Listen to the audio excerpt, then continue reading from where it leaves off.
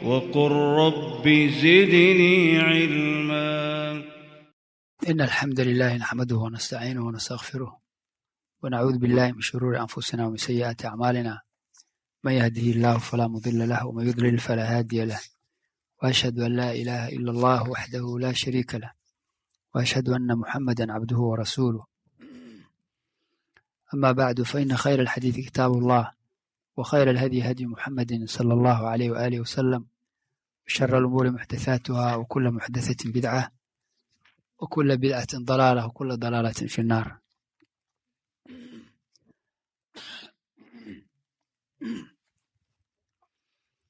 waxaan insha allahu tacaala caawo kala qaadanaynaa darsi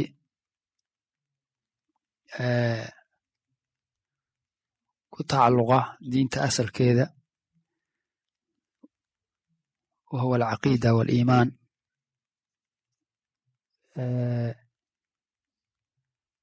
inagoo ka qaadanaya kitaabka ku magaca dheer alcaqiidatu ataxaawiya.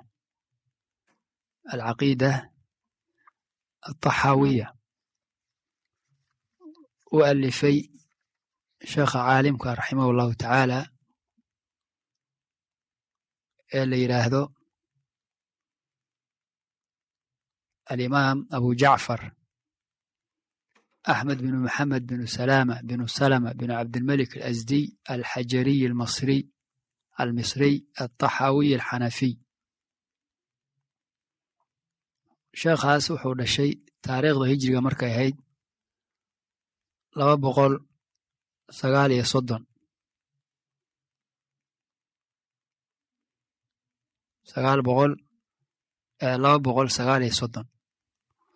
240kii sano oo hal sano dhiman. wuxuuna dhintay raximahullah taariikhdu markay ahayd 321 imisaa u dhaxayda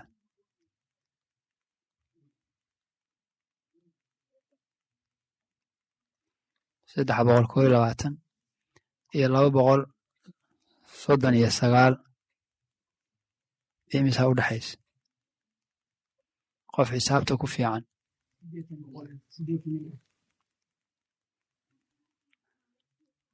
wuxuu dhashay 239 ama 239 taa u taqaanaba, wuxuuna dhintay 321. imisana u dhaxaysaa leer imisuu noolaa 82 sano. maasha allah. cumir caalim weyn buu ahaa, ardo fara badan lahaa, culumo fara badan cilmiga ka qaatay, kutubo badan alifay. kutubada caanka ah oo aadka u waaweyn una faa'iida badan ee uu qoray waxaa ka mid ah axkaamu alqur'aan, sharxu macaani alaathaar, sharxu mushkil alaathaar, iyo kutubo kale, sunan shaafici, mukhtasaru taxaawi fi lfiqhi alxanafi, ashuruud, kitaabkan laf ahaantiisa la yidhahdo alcaqiidatu altaxaawiya oo sheekha loo tiiriyey caqiidadii taxaawi. kitaabkan oo aad u ammaaneen culammada ahlu sunnuhu, marka laga reebo meelo kookooban oo sheekha raximahullahu tacaala macsuum ahayne uu ku qaldamay, laakiin aad masaa'il kooban ah oo waxba u dhibaynin buugga intiisa kale ee caqiidada saxiixa xambaarsan.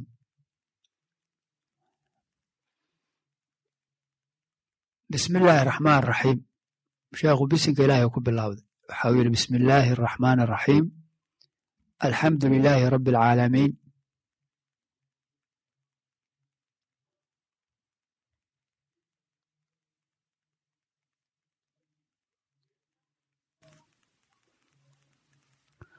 هذا ذكر بيان عقيدة أهل السنة والجماعة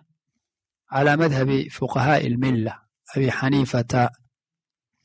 النعمان بن ثابت الكوفي وأبي يوسف يعقوب بن إبراهيم الأنصاري وأبي عبد الله محمد بن الحسن الشيباني رضوان الله عليهم أجمعين، وما يعتقدون من أصول الدين ويدينون به رب العالمين. sida muqadimada horudhaca sheekha muuqata waxa uu tilmaamay in kitaabkan uu ku caddaynayo caqiidada ahlusunna waljamaaca, weliba khaasatan culummada madhabka imaam abu xaniifa raximahu allahu tacaala ee xagga fiqhiga arday u noqday. marka abu xaniifa wuxuu u aaminsanaa masaa'ilka caqiidada iyo ardadiisii khaasatan labada caalim ee caanka abu yuusuf yacquub ibnu ibraahim alansaari iyo abi cabdillaahi moxamed ibn xasan ashaybaani. marka waa culummada waxa weeyaan fuqahada xanafiyiinta a'immadoodii wey. iyo wamaa yactaqiduuna min usuuli iddiin wayadiinuuna bihi rab alcaalamiin. arrinta laakiin uu baabkan kaga hadlayo maaha masaa'ilkii fiqiga ahaa ee waa masaa'ilka uu ku magacaabay usuul iddiin ee ah caqiidada looga dan leeyahy. marka masaa'ilka aan tilmaannay imaan doona insha allah ee sheekha lagu khalad xukumay waa masaa'ilka loo tiiriyo culummadaas. waxau yidhi sheekhu bismi illaahi raxmaan raxiim, bismi illaah ilaahay magaciisa ayaan ku bilaabanaynaa hawshan aan gudagelayno. ay bismi illaahi ibtidaa'una aw ibtidaa'i aw abtadi'u. bismi illaah allah arraxmaan naxariista guud naxariis, arraxiim naxariis gaarkaa naxariista. alxamdu lilaahi rabbi alcaalamiin, alxamdu ammaan iyo mahad dhammaanteed lilaah allaun bay u sugnaatay rabbi alcaalamiin makhluuqaadka rabbigooda ah. hada dikru bayaani caqiidati ahli sunna, hada dikru bayaani caqiidati ahli sunnati waljamaca. sheekh wuxuu yihi hada kani dikru bayaani caqiidati ahli sunna waljamaca, caqiidada ahlu sunnaha iyo ahlu jamaacada. ahlu sunna waljamaaca kuwa soomaalidu ay hadda yaqaanaan oo suufiyada maaha, soomaaliya ay meelaha joogta ee magaca ahlu sunna waljamaaca iyaga ku caankaa ee ahlu dariiqooyinka maaha, qaadiriye iyo firaqaas maaha, kuwaas ahlu sunna maaha. maxaa yeeley sunnada waxaa laga wadaa dadka sunnada u saaxiibka ah waa dadka raaca jidkii nebiga calayhi salaatu wasalaam, oo jidkii nebiga calayhi salaam qaata ee laga wado ahlulbidac dadka bidco qaata. waljamaaca dadka jamaacada waxaa laga wadaa dadka xaqa qabsada islamarkaana ku kulma ka mida jamaacada muslimiinta oo madaxda iyo dad ku baxa maaha. marka ahlusunna waljamaaca caqiidadooda caddaynteeda sheegiddeeda, marka meeshan wuxuu ku sheegaya sheekhu caqiidatu ahlusunna waljamaca ku caddaynaya calaa madhabi fuqahaa'i ilmilla, diinta fuqahadeedii madhabkoodii ka bedela abi xaniifa ay calaa madhabi abi xaniifa. abi xaniifa annucmaan ibnu thaabit alkuufi iyo abi yuusuf yacquub bin ibraahim alansaari iyo abi cabdillaahi moxamed ibn xasan ashaybaani madhabkoodii ridwaanullaahi calayhim ajmaciin, ilaahay raalleh ka hada dhammaanteed. iyo wamaa shay yactaqiduuna ay caqiidaysan yihiin ay caqiidaysnaayeen oo min usuuliddiini diinta usuusheeda ka mid a. masaa'ilkiiya usuuluddiin iyo furuucuddiin loo qeybiye diinta usuusheeda ka mid a. wayadiinuuna ayna kaga diin dhiganayeen bihi maagaas shayga ay kaga diin dhiganayeen rab alcaalamiin, caalamka rabbigood ay ku caabudaayeen. shaygii marka diin u ahaa alimaam abu xaniifa iyo abu yuusuf iyo maxamed xasan shaybaani ee masaa'ilka caqiidada la xiriira ayuu sheekhu ku sheegayaa kitaabkan sidaan tilmaanana marka laga reebo dhowrkaa masalo kooban inta kale waa caqiidada ahlusunna waljamaaca dhammaantood waa sheekhu waxa uu yidhi raximahu allahu tacaala نقول في توحيد الله معتقدين بتوفيق الله إن الله واحد لا شريك له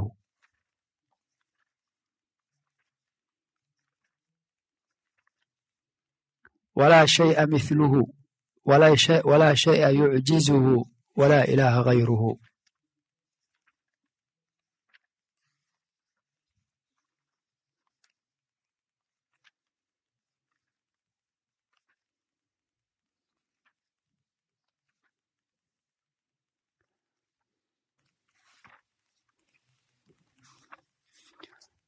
sheekh wuxuu naquul waxaan leenahay ahlusunna waljamaca haddaan nahnay dadkaa la tilmaamay fii tawxiidillaahi ilaahay keliyeyntiisa tawxiidka ilaahay waxaan ka leenahay ilaahay tawxiidkiisa waxaan ka leenahay muctaqidiina xaal aan nahay kuwa aaminsan oo caqiidaysan oo rumaysan bitawfiiqillaahi ilaahay waafajintiisa waxaan ku leenahay ama ilaahay waafajintiisa ku caqiidaystay ina allaaha alle waaxidun waa mid alle waa keli waa mid laa shariika wadaag ma lahaa lahu isaga u sugnaaday ina allaaha alle waaxidun waa mid qura laa shariika wadaag ma jiro lahu alle u sugnaaday sheekhu waxa uu ku bilaabay caqiidadii usuuludiinka masaa'ilku ku magacaabay diinta aasaaskeedii buu ku bilaabay oo waa cilmiga la xiriira ilaahay subxaanahu wa tacaala tawxiidkiisa ilaahay caza wajal tawxiidkiisa sheekhi masaa'ilkii usuulka diinta sida qiyaamada in la aamino kutubada in la rumeeyo qadarka in la aamino mawjada rususha la aamino malaa'igta la rumeeyo waxaasoo dhan wuxuu ka soo hormariyey ilaahay subxaanahu wa tacaala rumayntiisa cilmiga la xiriira maxaa yeele waa diinta asalkeedii qofka haddii caqiidada uu ilaahay ka aaminsanya ay ka fasahaado inta kalena waa ka fasahaadaysaa haddii ilaahay caqiidadii subxaanahu wa tacaala ay u toosto qofka biidni illaahi tacaala dariiqii khayrka ee xaqa ayuu qabsaday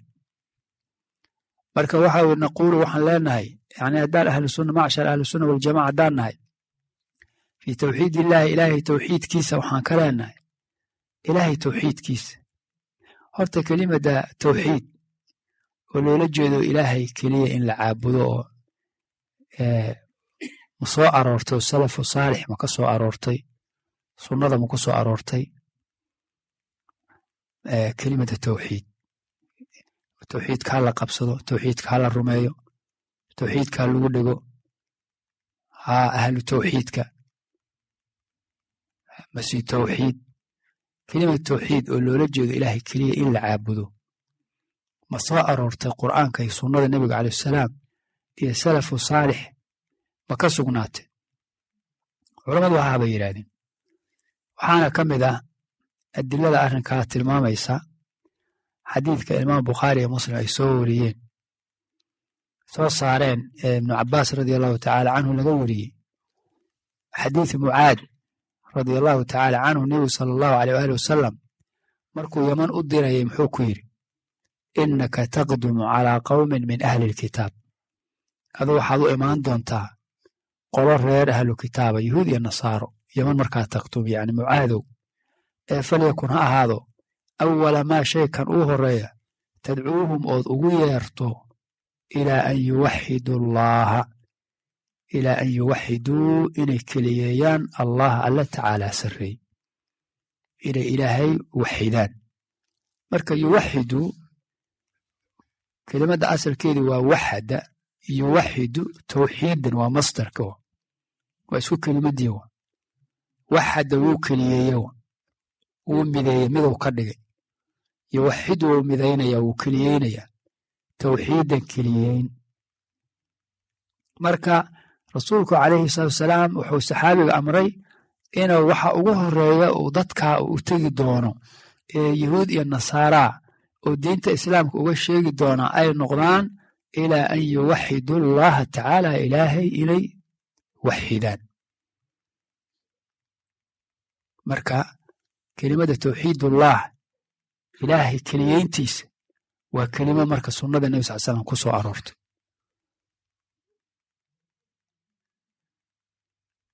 sidoo kale saxaabiga xadiidka imaam muslim soo saaray xadiidu jaabir radi allahu tacaala canhu waxa uu yidhi faahalla rasuulu llahi sala allahu calayh wasalam bitawxiid labayk allaahuma labayk labayka laa shariika laka labayk rasuulku calayhi salaatu wasalaam markuu xajinayey xajatulwadaac faahalla wuxuu codka kor ugu qaaday rasuulullahi ilaahay rasuulkiisu sala allahu calayh wasalam bitawxiidi tawxiidka wuxuu kor ugu qaaday labayk allaahuma labayk labayka laa shariika laka labayk marka rasuulku muxuu kor u qaaday codka muxuu kor ugu qaaday bitawxiid buu leeyahy saxaabigu tawxiidki maxaa waay saxaabigaa fasiray labayk allaahuma labayk ilaahu waa ku ajiibnay oo ku ajiibnay labayka laa shariika laka labayk laa shariika lak soo sheekhu ma dhihino in allaha waaxidu laa shariika lah sheekh taxaawi abu jacfar soo ma dhihin in allaha waaxidun laa shariika lah waa kana labayk allaahuma labayk labayka laa shariika lak saxaabi wuxuu leey faahalla rasul sallam bitawxiid tawxiidkiibuu codka kor ugu qaaday tawxiidku maxaa waaye marka qofkii laa ilaaha ila allahu yidhaahdo kor kelimatu laa ilaha illa yidhahdo tawxiidka codka kor buu u qaaday haa qofku yidhaha subxaana allah qofku yidhaha alxamdu lilah qofku yidhaha allahu akbar qofku yidhaha laa xawla walaa quwata illa billah kelimooyinkaa dhan waa tawxiidu waa ilaahay wax lagu keliyeynayo tawxiid waa marka faahalla rasuulu llahi sal slam bitawxiid labayk allaahuma labayk labayka laa shariika labayk laka labayk ina alxamda walnicmata laka walmulka laa shariika lak marka tawxiidku waa uu ku soo aroora sunnada nebiga calayh salatu wasalaam marka ina allaha alla waaxidun waa keli laa shariika wadaag malaa lahu alla u sugnaad maxaa laga wadaa ilaahay waa keligi tawxiidka ilaahay maxaa laga wadaa war tawxiidka ilaahay rumeey tawxiidka ilaahay ku dheg shirkiga ka fogaaw maxaa laga wadaa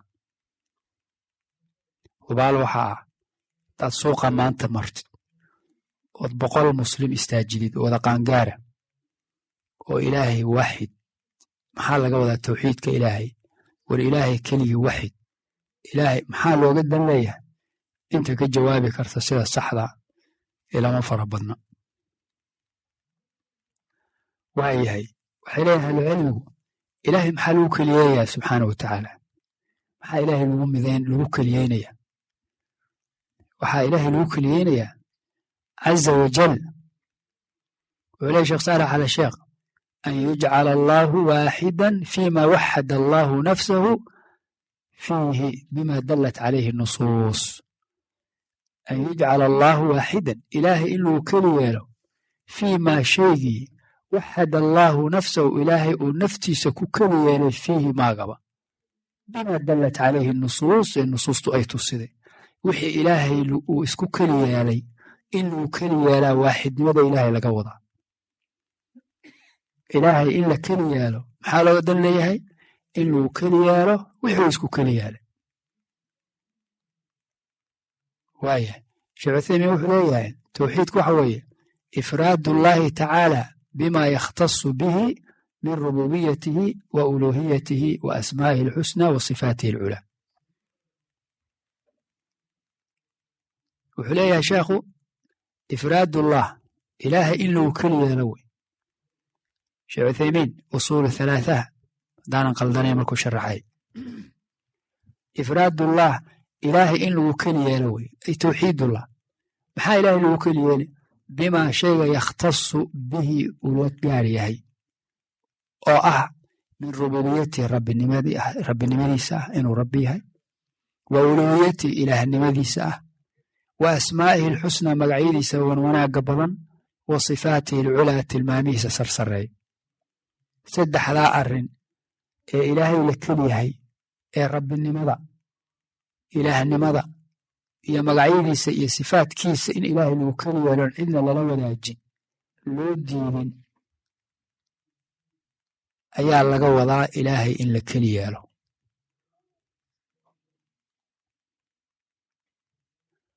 ayib maxaa ilaahay lagu keli yeeli marka caza wajal arrimaha aan lala wadaagin oo ah rabbinimada ilaahnimada iyo asmaa'diisa iyo sifaatkiisa rabbinimo maxaa laga wadaa iyada laf ahaanteeda rububiyadii maxaa laga wadaa nisba ila rab maxaa laga wadaa rabbinimo waxaa in ilaahay laga aamino inuu yahay keliye caza wajal allaha wax walba abuuray iska leh maamula wax kasta ilaah baa abuuray allahu khaaliqu kulli shay wax walba ilaahay baa iska leh biyadihi malakuutu kulli shay wax walbaba ilaahay baa maamula alaa lahu alkhalqu waalamru amru ay tadbiir alaa lahu alaa xarfu tanbiih lahu jaaru majruur khabar muqadam liifaadati alxasr lahu alkhalqu waalamr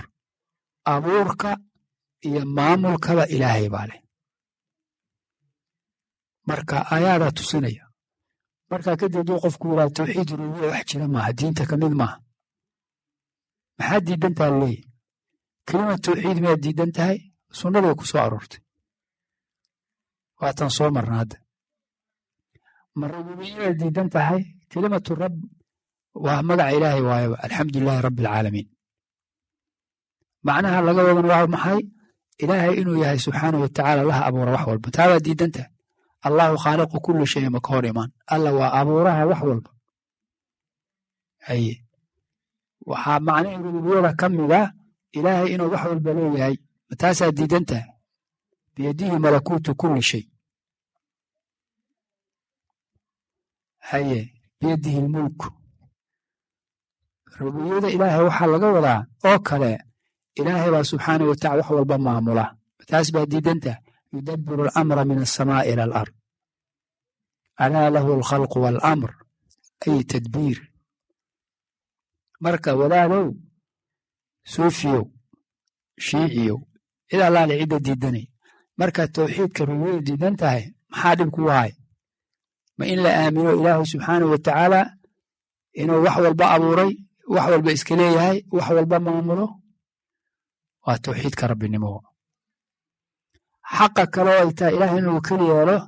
waa tawxiid aluluuhiya ay tawxiid alcibaada tawxiid alqasdi waaltalab oo laga wado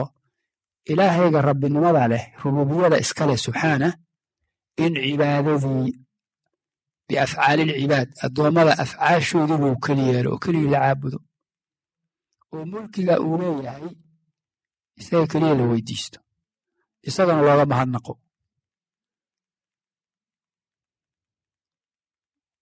marka tawxiid alcibaadana waa kaas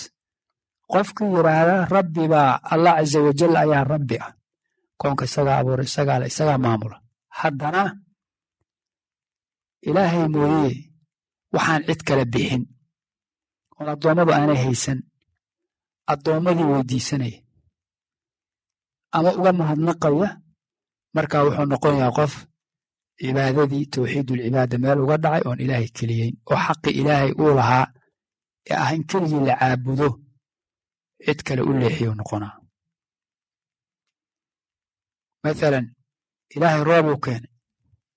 roobkii baa lagu qabowsaday dhirtii baa ilaahay ku soo bixiyey xoolihii baa ku wanaagsan qofbaa wuxuu uga mahadnaqaa wuxuu leeyahay nabiyullaahi ciise ayaa mahaddaa iskale roobkaa yimid ama wuxuu leeyahay weliga hebel la yidhaahdo ayuu roobkaasi ku yimid arrintaa isagaa waa maxay waa shirkun ayuu qofkaa ku dhacay hadduu aaminsan yahay roobka inuu weligaa keenay oo roobka nabiyullaahi ciise uu keenay qofkaa tawxiidku qalda waa kee nooca tawxiidka u qalda kee waa rububiyada. darsiga ani kaliya ma akhrisanaya waa noo wada akhrinaya markaa layla socdo. qofka yidhaahdaa roobka ilaahay cidaan ahayn baa keentay owliyadaa keentay wuxuu tawxiidka meel uga dhacay waa tawxiidka rububiyada. ilaahay baa koonka abuuray isagaa le isagaa maamula maamulkiiyo roob koonku ka mid yahay. xataa gaalada mushrikiinta carbeed arrinta ilahay bay u sugayeen alla keliya qul man yarzuqukum min asamaa'i walard ama yamliku asamca walabsaar waman yukhriju alxaya min almayit wa yukhriju almayita min alxay maxay oran jireen waman yudabbiru alamra fasayaquuluuna allah talada yaa maamula allah. marka qofku yidhaahdaa nebi hebelaa maamula ama weli hebelaa maamula ama waa iska dhacday dabeecaddaa maamusha hawadaa maamusha xidigaasaa maamula qoraxdaa maamusha qofkaa wuxuu wax meel uga dhacay tawxiidka ilaahay xaqi ilaahay ayd ilaahay lagu keliyeelo ee la yidhaahdo xaqa maxay rububiyada. dayib qof baa yidhi marka roobka ilaah baa keenuu yidhi owliya ma keenin nabiyullaahi ciise ma keenin cid kalena ma keenin allah unbaa keenay. laakiin roobka imaanshihiisu wuxuu uga mahadnaqay owliyada fadligooda ku yimid buu yidhi roobku ilaahay baa owliyada nagu siiye dartood roobkii. marka owliyadiibuu u fadlay u mahadnaqa u ku jeclaasaa aad buu u jecel nabiyullaahi ciise nabiyullaahi ciise aad buu u jecel muxuu ku jecel yahay ameerika barwaaqada taalla nabiyullaahi ciisaa sabab u ah. qofka isaga ah ee nabiyullaahi ciise sidaa ku jeclaaday sidaa uga mahadnaqaayo xaq ilaahay uu leeyahay cid kale u leexiyey xaqaas waa maxay uluuhiyadii waa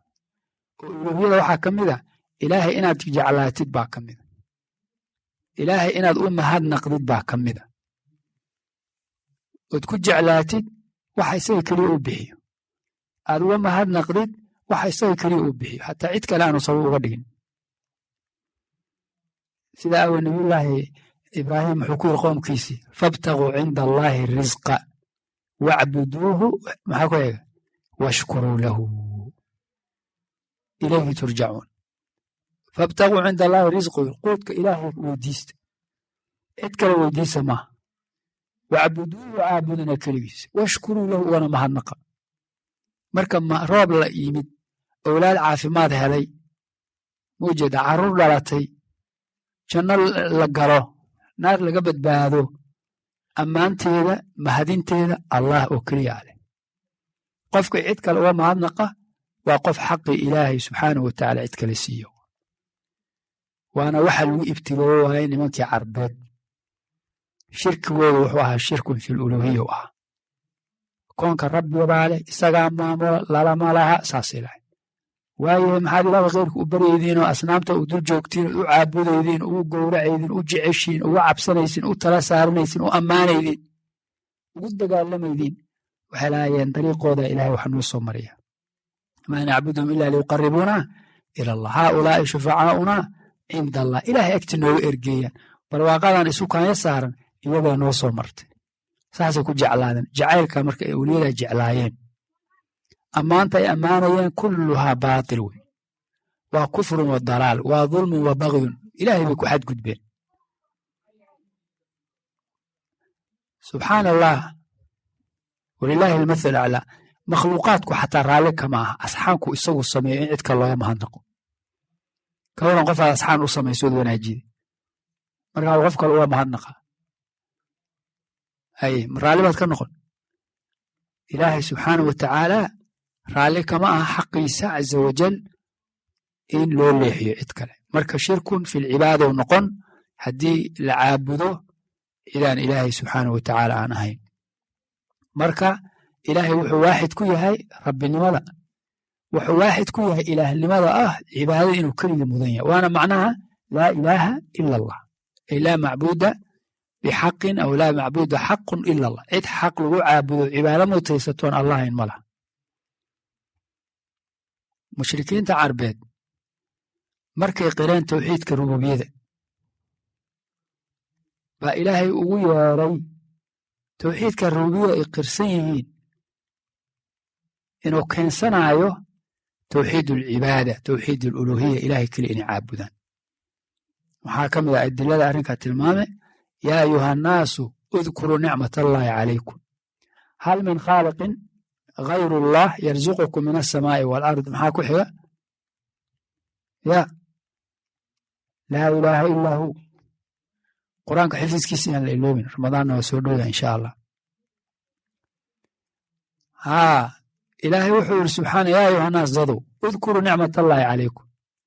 xasuusta ilaahay barwaaqooyinkiisa nicmooyinkiina dushiin ah hal min khaaliqin ma mid wax abuura baa jira hayrullahun alla ahaynoo yarzuqukum min alsamaa'i waalard cir iyo dhul idinka quuda cirkiina ilaahay biyahaas uga keena iyo hawadaas iyo kulaylkaas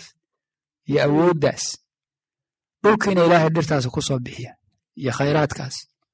cid aan allaah ahayn miyaa jirta oo arrinkaa idinka quudin jawaabtu waxay odhanayeen maya ilaahay wuxuu yidhi marka laa ilaaha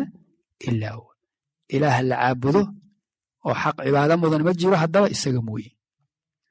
marka ilaahay wuxuu ku mutaystay in keligii la caabudo inuu yahay keligii rabbiga waxay yidhaha culummadu tawxiid rububiya min adilati tawxiid aluluhiya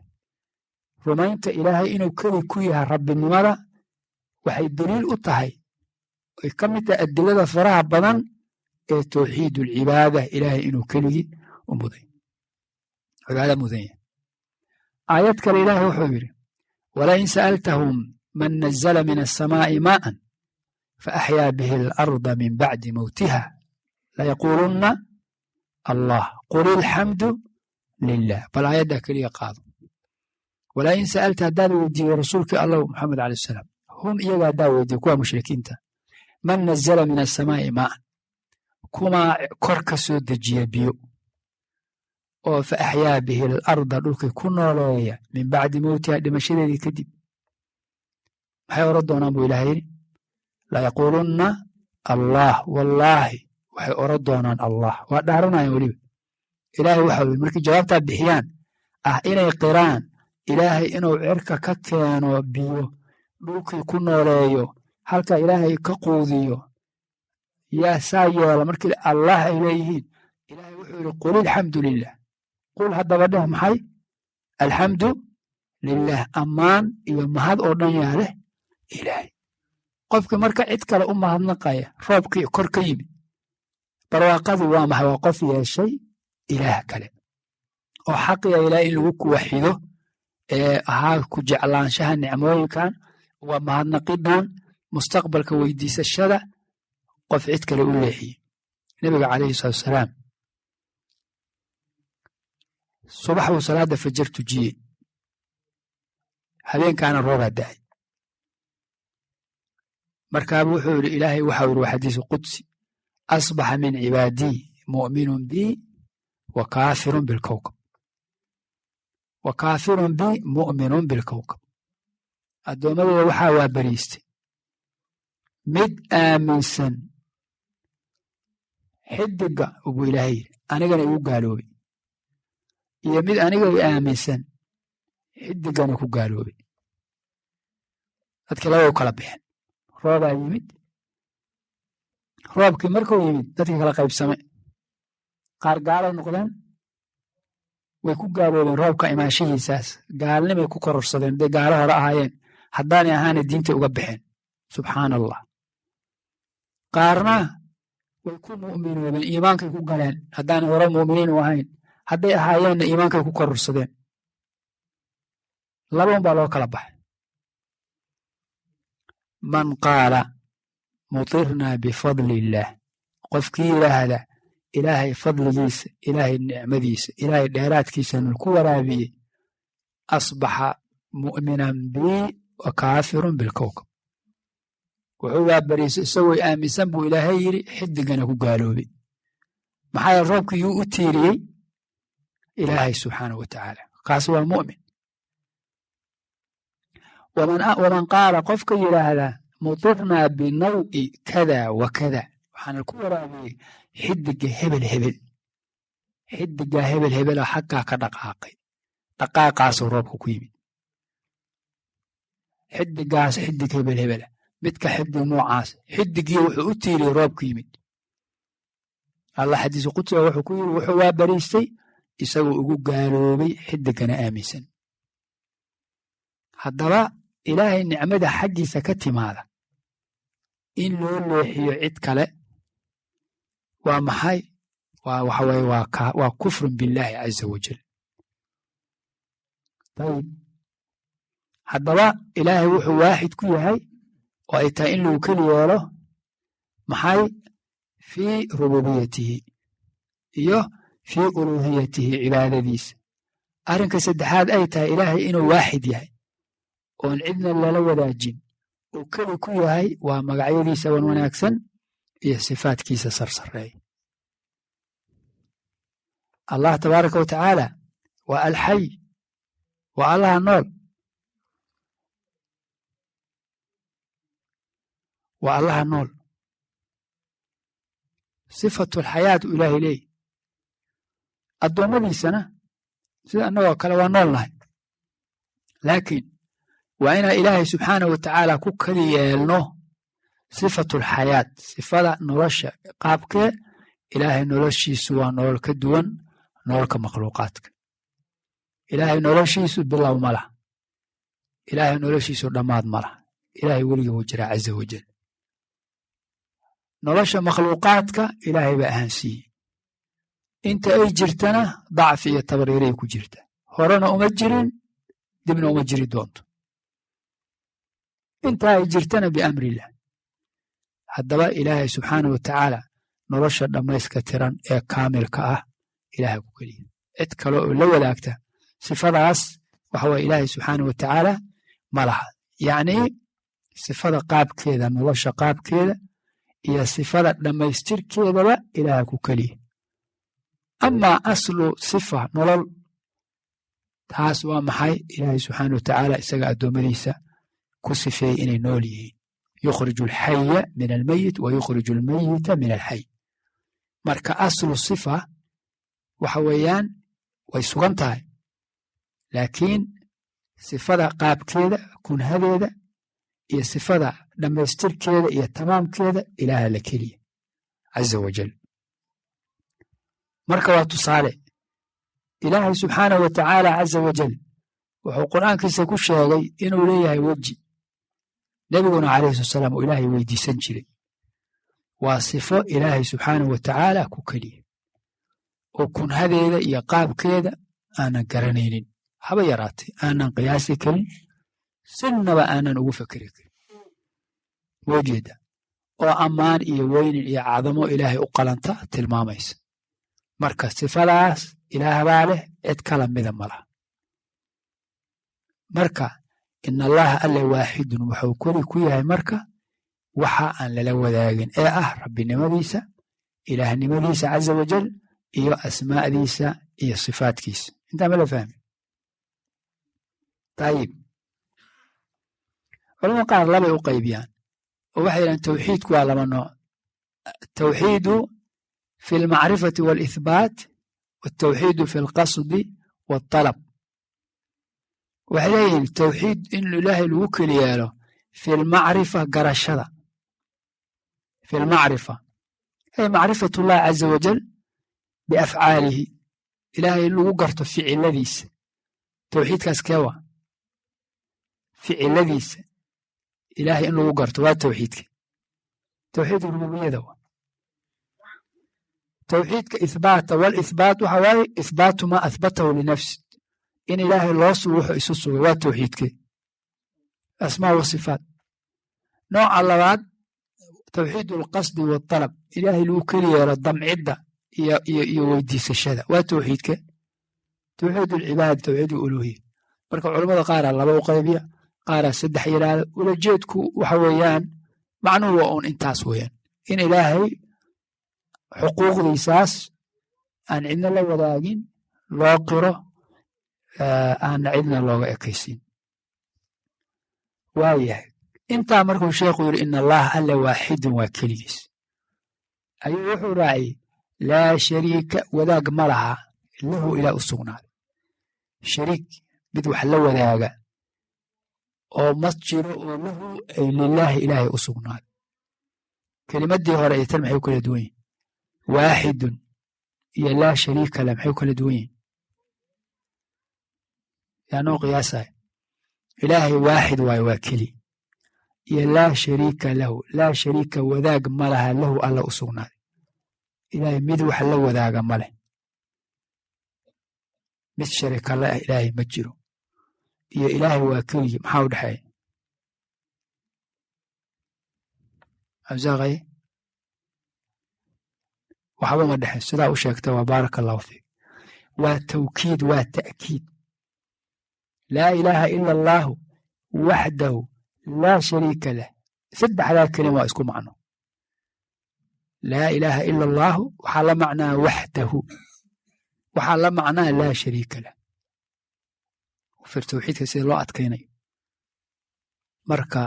sheekha kelimadda uu yidhi in allaha alla waaxidun ilaahay waa keligii laa shariika laha la macnaa laa shariika wadaag male lahu alla uma sugna marka waa kelimadda lasii adkeeyey ilaahay wuxuu yidhi qul yaa ahla alkitaabi tacaalow ilaa kelimatin sawaa'in baynana wa baynakum waa maxay anlaa nacbuda ila allah walaa nushrika bihi shay'an walaa yattakhida bacduna bacdan arbaaba min duuni illah saddexdaa kelima waa isku macno ahlukitaab waxaa ku dhahdaa kelimo naga dhexayda aan u simannahay oo noo dhexaysa u imaada aan isugu imaanno maxay anlaa nacbuda ila allah alla mooye cid kale inana caabudin walaa nushrika bihi shay'an cidna aanan la wadaajin walaa yattakhida bacduna bacdan arbaaba min duuni illah qaarkeen qaar kale inaanay ka dhigin rabbiyaal alla sukodi ay macbuudaad waa saddexda kelim waa isku macnihi waa adkayn oo jeeda fircawn markii uu arkay inuu meel xun ku socdo oo tawxiidka ku dhegay wakhtigii lisii laakiin la dhaafay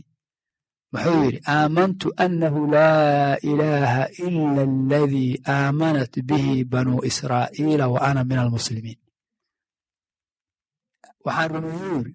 annahu laa ilaaha ila aladii aamanat bihi banuu israa'iil inaanu ilaah xaq lagu caabudaa jiro oon ka ahayn reer banuu israa'iil kay rumeeyeen reer banuu israa'iil yay ahayn markaas muslimiinta waa nebiyullaahi muuse calayhi salaam haaruun iyo dadkiisii muxuu ku sii daray anugu waxaan ka mid ahay min almuslim waa isku macnihi haddaad tidha anugu muslimaan ahay iyo anugu muwaxidana isku macnowa marka sidaa aaweed kelimadda laa shariika lah waa sii adkayn kelimaddan nebi sal slam wise qofkii 10 mar akhriya subax maalintii xirzu min ashaytaan shaydaan bay waxay uga noqotaa xirsi xir laa ilaaha ila allah waxdahu laa shariika lah lahu almulku walahu alxamdu wa huwa calaa kulli shayin qadiir waa aqsaamu tawxiid hadda laga hadlayo tawxiid aluluhiya tawxiid aluluhiya tawxiid asmaa wasifaat laakiin dad badan ma oga ma ujeedaa marka sheekh wuxuu leeyahay sheekh saalix ala sheekh laa shariika lahada tafsiirun liwaaxidin wa ta'kiid waxdahu ilaahay waaxid waaye laa shariika lah shariik ma laha waxay macnay u tahay buu yidhi kelimaddii waaxid ahayd ay sii adkaynay weliba marka waaxid macnaheedu maxaa waaye laa shariika lahu wayna sii adkaysay markaa wuxuu sheekh walihaada dalla qowlu ina allaha waaxidu laa shariika lah calaa ana tawxiida acdamu maa yufasiru bihi nafyu shariiki can illaahi caza wajal marka waxa ugu weyn oo tawxiid lagu fasira waa maxay waa in ilaahay shariik laga fogeeyo laga nasaho sidaa daraaddeed haddaa rabto macnaha tawxiidka oo dhaba inaad garatid shirkiga garo ee ilaahay ka nafyi tawxiidkii xaqa ahay baa haysataa bal sheekh wuxuu leeyahay waxaaba laga yaabaaba tacriifka tawxiidku inuu yaro adkaado in la sheego mooyee anwaacu shirki si loo ogaado tawxiidku waxa weeyaa markaas marka hadalkan ah u fiirso in allaha sheekhan ataxaawi wuxuu dheeryahay culmo fara badan oo caqiidada ka qortay aad u fara badan masaa'ilka manhajiga wax ka qortay sida isagaba inuu tawxiidka ilaahay subxaanahu watacaala tawxiidu aqsaama tawxiid inuu kitaab ku bilaabo weliba ku celceliyo kutubo badan oo kutub alcaqiida kutub manhaj la yidhaahdo waxaa laga yaabaa inaadan ka helin tawxiidka ee abwaabta kale aad ka hesho qadarkii iyo qur-aanka rumayntiisii iyo sheekhan si gooniya buu tawxiidka ugu bilaabay xooggana u saaray ilaahana waafajiyey marka haddaba ina allaha alla waaxidun waa keli waxaan dhahnay maxaa macnayn iyo weliba adkayn u ah laa shariika lah intaasoo laysku daro ina allaha waaxidun taasi iyo laa shariika lahna maxay tahay macnaheedu naquulu fii tawxiidillaahi naquulu waxaan leenahay fii tawxiidillaahi ilaahay tawxiidkiisa waxaan ka leenahay maxaa waaye waaxidun waaye laa shariika lah marka tawxiidullah iyo ilaahay waa waaxid iyo ilaahay laa shariika lah waa isku macnotaa tiraaba ayib laa shariika lah marka ayadaa laftirkeeda haddaynu dhahnay ilaahay tawxiidkiisa waxaa lagu keli yeelaa rabbinimada iyo ilaahnimada iyo cibaadada iyo asmaada wa sifaadka dhinaca kale waxaa ilaahay laga nefiyaa shariik in cid la wadaagtaa ay jirto rabbinimadii cid la wadaagtaa ay jirto ilaahnimadii cibaadadii cid la wadaagtaa ilaahay ay jirto asmaa'diisi iyo sifaadkiisi tawxiidku saasuu ku sugnaan hadda ahlu bidca saddexdan marka tawxiidka ilaahay qofku sa hadduu u rumeeyo iminse qolo oo fara badan oo lunsan oo awlaadu jahannamo ah baa ilaahay ka badbaadi waxaa ka mid ah kuwa yidhahda ilaahmau jiraba waxaan waa iska dhaceen nimanka hadda carruurta muslimiinta jaamacadaha u dhiga magaca brofesorada wata haddana ku andacooda inaanu diin shaqo ku lahayn iyagu waxay barayaan ay tahay diinu ibliis ay dadka ugu yeerayaan waxay leeyihin waxaan waa iska dhacay qarax baa mar dhacay dhag wax walba saas isugu toosan yihin ilaahba ma jiro saasay ku leeyihin marka waxay ku kufriyeen tawxiid rububiya qolo kale waxaa jirta sida sheekh saalax aali sheekh sharxa kitaabkan uu ku sheegay suufiye ah oo iyaguna meel uga dhacay tawxiid rububiya gulaat mutasawifa aladiina yaquuluuna kuwaasu waxay leeyihin ina lihada alcaalam man yatasarafu fiihi min alawliyaai walaqtaab koonkan waxaa jira kuwo awliyaah iyo aqtaab waa mustalaxaad ay siiyeen oo koonka tasarufa suufiyadu saasay aaminsan yihin kitaabu qaadiriyo soo qaado manaaqib alqaadiri maxaa ku yaala sheekh cabdiqaadir jilaani inuu yidhi wa kullu bilaadi illaahi mulki xaqiiqatan wain shi'tu afnaytu alanaama bilaxdati dhulka alloo dhan dhab ahaan anaa iskale sarbeeb xataa maa xaqiiqatan anaa loo yidhi haddaan doono wain shi'tu afnaytu alanaama bilaxda ilbiriqsigaygaan ku baabaawi khalqi haddaan doono haye markasuu rububiyadii ma sheeganayo wuxuu leey muriidii idaa maa kunta sharqan waqan meel kastoo joogto ii yeero fa aqsaamu tawxiid oo saddexdaaba suufiyada kuwooda khulaadda waa ku tunteen markaaba caawaasoo dhan salaad u taagan yahay isagoo aaminsan sheekh cabdiqaadir jeylaani inuu muxuu ahaa uu yahay kan koonka maamulo oo kaa warhaya xataa qalbigaa waxaa ku jira tallaabo meeshaa dhigta waxay kuli sheekh cabdiqaadir jeylaani ku jira aawo qur-aanku akhrinaayey aawo salaatuleylkii ka kac waxba kama jiraan maxaa asalka diinta islaamka salaadoon soo degin iyo soonan soo degin iyo xaj oon la jiraynin wixii rasuulku sal dadka ugu yeeraya maalinta ugu yeerooda lasoo diro ilaa naftu marka bixi rabtay aan la barinba qofkii qofbaa marka wuxuu leey tawxiidka waa naqaan tawxiid baa lagu celaa tawxiid saa ma aha tawxiidka sida loo moodo maaha hada wallahu aclam sala allah wasalam calaa nabiyina maxamed